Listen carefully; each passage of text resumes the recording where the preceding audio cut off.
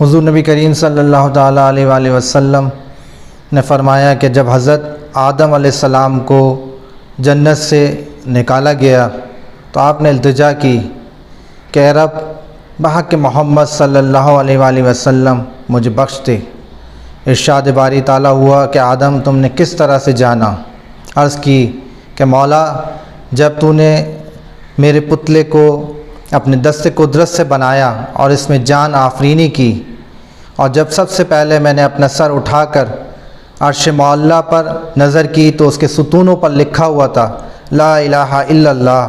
محمد رسول اللہ، تو میں نے جان لیا کہ یہ جو شخص اس میں گرامی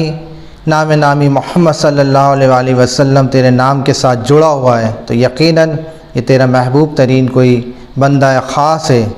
ارشاد باری تعالیٰ ہوا کہ آدم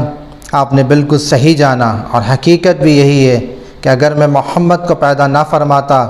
تو نہ میں آدم تمہیں پیدا فرماتا، نہ اس کائنات کو پیدا فرماتا۔ حدیث قدسی ہے کہ لولاک لما خلقت الافلاق، کہ اگر ہم زمین و آسماں پیدا نہ فرماتے، محمد یہ سب صدقہ آپ صلی اللہ علیہ وسلم کی ذات گرامی کا ہے، اور یہ تمام کائنات خداوندی مظہر مصطفیٰ صلی اللہ تعالیٰ علیہ وآلہ وسلم ہے۔